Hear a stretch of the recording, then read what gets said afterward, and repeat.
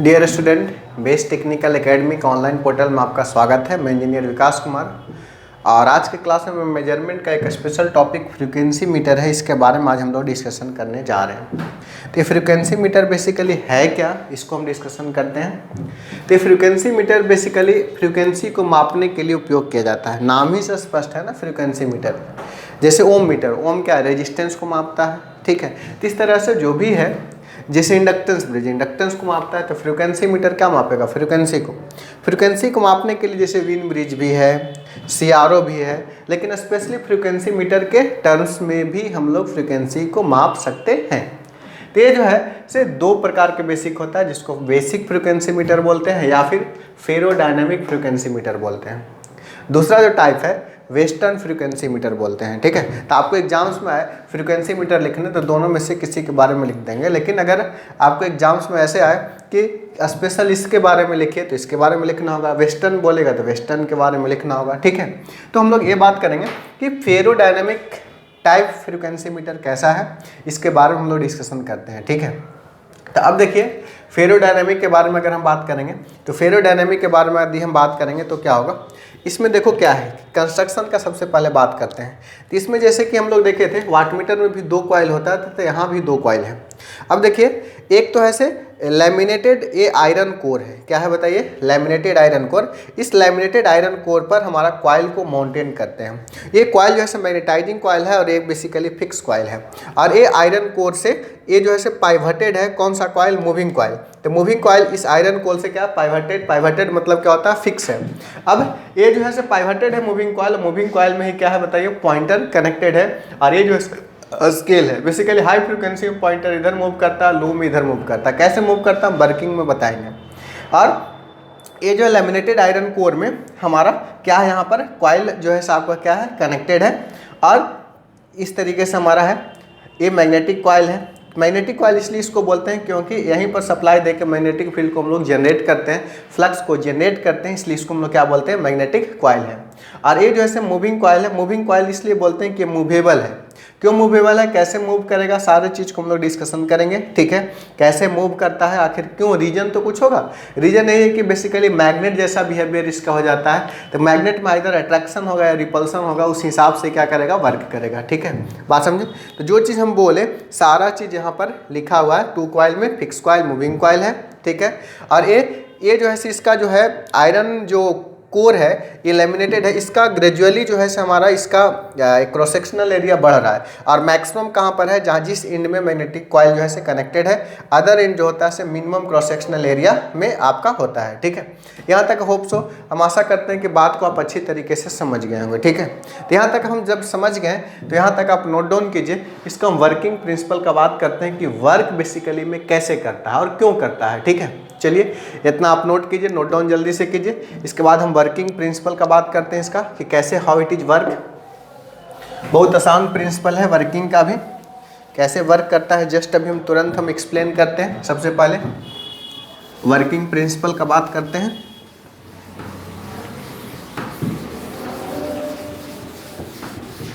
कोई चीज़ वर्क करना, कंस्ट्रक्शन समझ गए हैं तो वर्किंग में ज़्यादा कुछ नहीं लगा रहता है, बहुत आसानी से आपका सारा काम हो जाता है, ठीक है।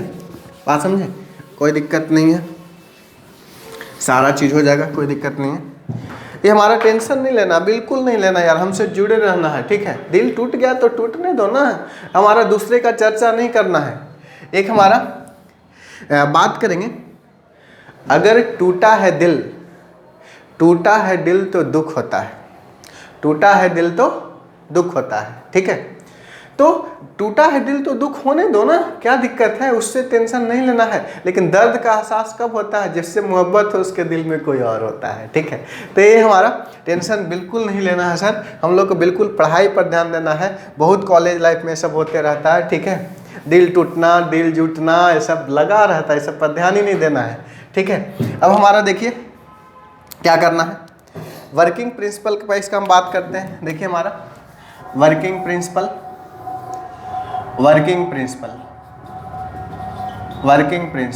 ठीक है। कैसे वर्क करेगा, जब हम यहाँ पर सप्लाई वोल्टेज क्या करेंगे, अप्लाई करेंगे, सप्लाई वोल्टेज अप्लाई करेंगे तो इससे होकर क्या करेगा, करंट फ्लो करेगा। करंट फ्लो करेगा तो क्या होगा बताइए, यहाँ पर मैग्नेटिक फ्लक्स उत्पन्न होगा, ठीक है। यानी कि जब हमारा वर्किंग प्रिंसिपल में क्या होगा, when supply is given to कौन सा कॉइल, फिक्स्ड कॉइल, जिसको मैग्नेटाइजिंग कॉइल और मैग्नेटाइजिंग कॉइल, फिक्स्ड कॉइल और magnetizing coil, then working flux will be produced. अब जैसे ही हम लोग इसमें सप्लाई देंगे तो इसमें क्या होगा, वर्किंग फ्लक्स होगा, और ये वर्किंग फ्लक्स होगा मूविंग कॉइल से क्या होगा, लिंक करेगा, and this working flux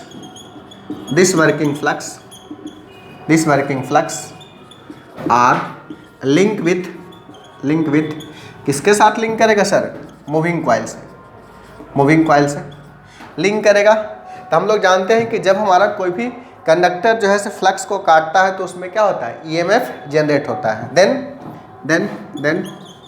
EMF will be produced in कहाँ पर बताइए, moving coil. EMF will be produced in moving coil which is lag behind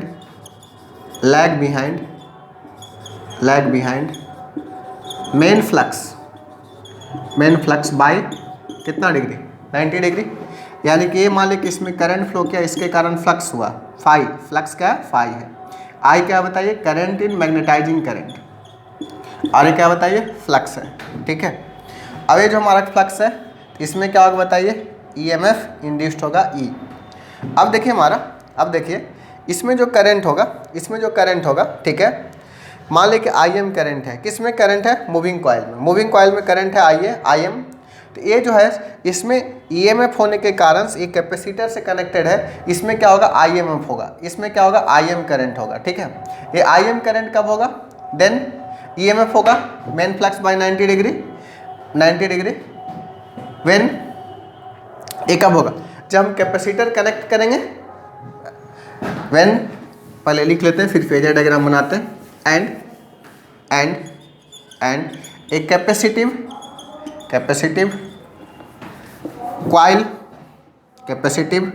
arms मतलब हिस्सा, इज कनेक्टेड टू किसके द्वारा बताइए, कनेक्टेड टू किसमें, मूविंग कॉइल में कनेक्टेड होगा।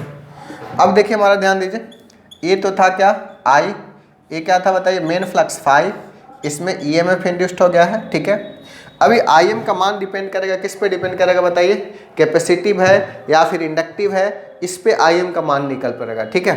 तो ये हमारा, मान लीजिए कि इंडक्टिव ज़्यादा होगा तो आईएम इससे क्या करेगा, लैग करेगा। मान लीजिए कि कैपेसिटिव ज़्यादा होगा तो आईएम क्या करेगा, लीड करेगा, ठीक है। The I M will depends on value of inductance and capacitance of coil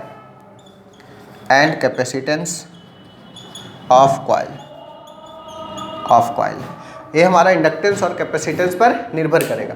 दो केस हो सकता है, एक आपका इंडक्टिव नेचर का हो सकता है, दूसरा जो हो सकता है ऐसे क्या, कैपेसिटिव नेचर का हो सकता है। तीसरा ये भी हो सकता है कि इंडक्टेंस और कैपेसिटेंस दोनों क्या हो, बराबर हो। तो टोटल 3 केस पॉसिबल है। एक हमारा सबसे पहला केस जो पॉसिबल है कि ये जो है आपका सबसे फर्स्ट केस है, मूविंग कॉइल इंडक्टिव नेचर होगा, तब क्या होगा बताइए, मूविंग कॉइल क्या होगा, इंडक्टिव नेचर का होगा। इतना तक नोट कीजिए, फिर देखते हैं क्या होगा कि अगर मूविंग कॉइल इंडक्टिव होगा तो क्या होगा, मूविंग कॉइल कैपेसिटिव होगा तो क्या होगा, अगर हमारा XL बराबर XC होगा तो क्या होगा। सारे चीज़ के बारे में हम लोग डिस्कशन करते हैं, A to Z डिस्कशन करेंगे हम लोग।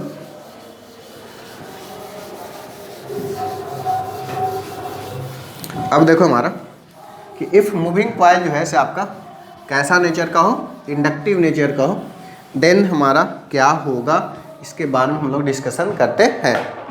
इफ़ मूविंग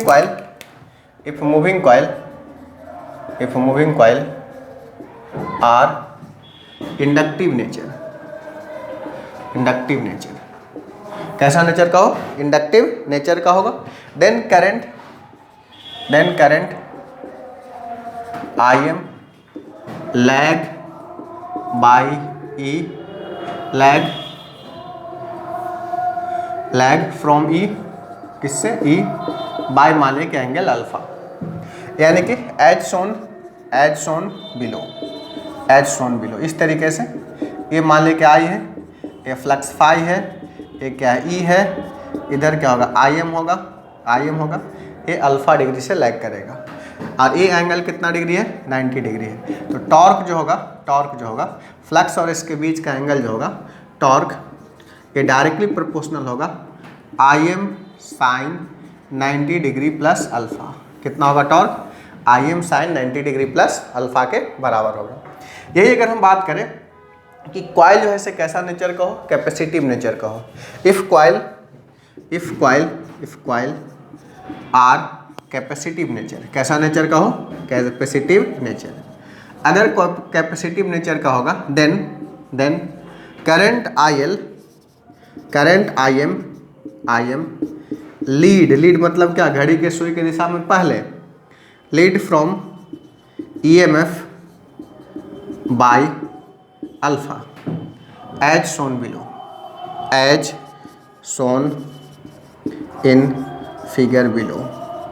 इस तरीके से होगा I, यहाँ पर क्या होगा? EMF E, ये फ्लक्स है, यहाँ पर क्या होगा? Im, यहाँ पर angle alpha.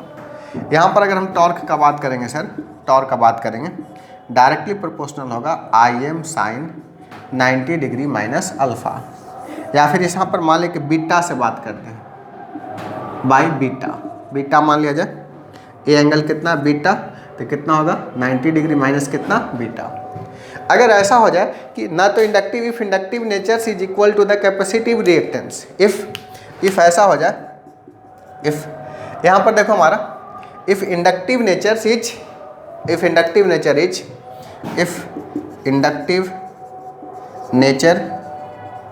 Is equal to, if inductive reactance बात करते हैं, inductive reactance is equal to capacitive reactance,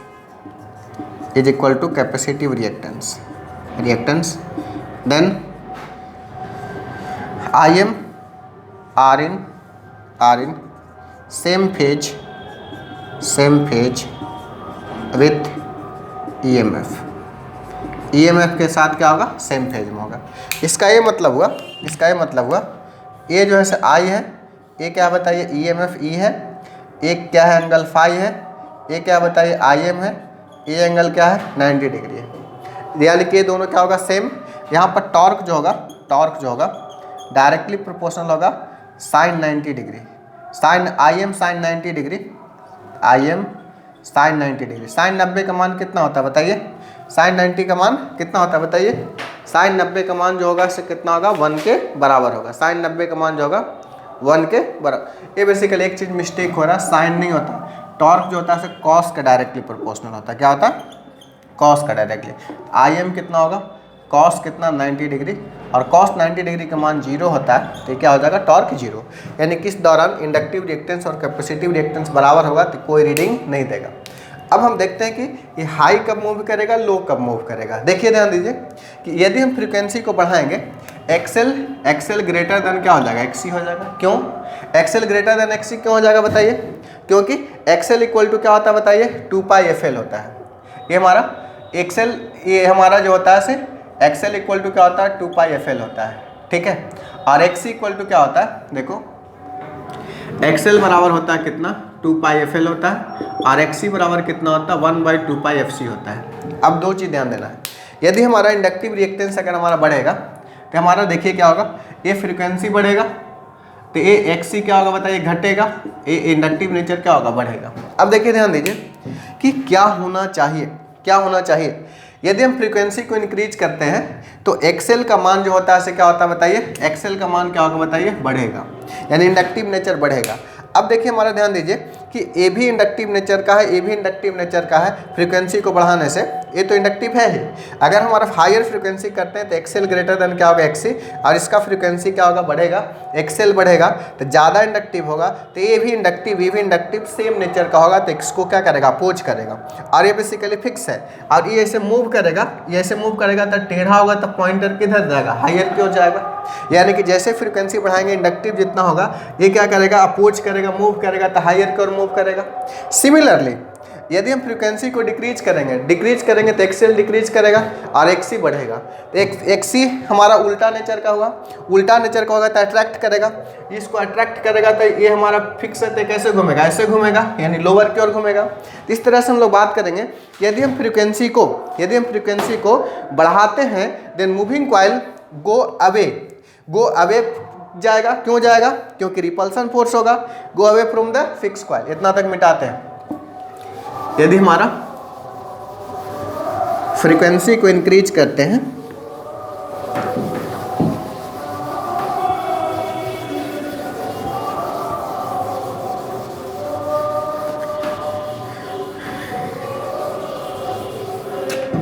तुम दिल की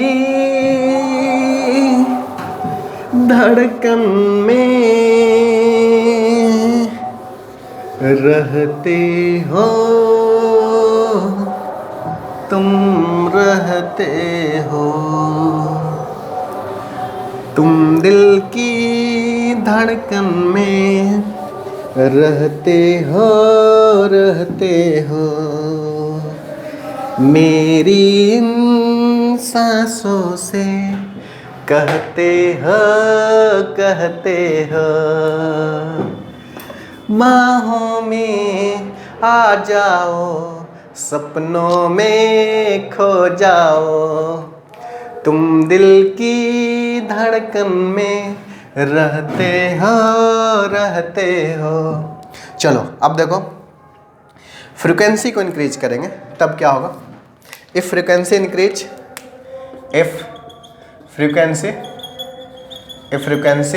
इज इंक्रीजेज, ये जब हम फ्रीक्वेंसी को क्या करेंगे इंक्रीज करेंगे, देन है जो moving coil go away, then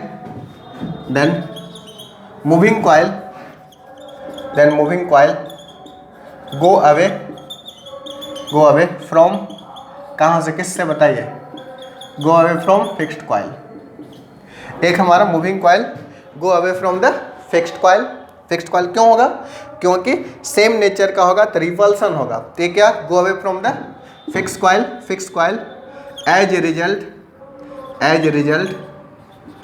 result pointer move to high direction, moves in higher frequency direction. If frequency क्या होगा, इफ फ्रीक्वेंसी डिक्रीजेज, अगर फ्रीक्वेंसी डिक्रीज करेगा तो क्या होगा, एक्सएल लेस देन एक्सी होगा।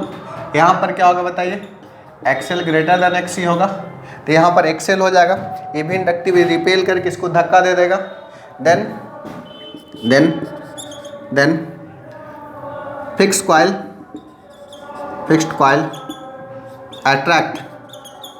attract the moving coil, fixed coil attract the moving coil, then ये attract होगा तो देखो ऐसे आएगा, तो ये ऐसे आएगा तो किधर घूमेगा, इधर,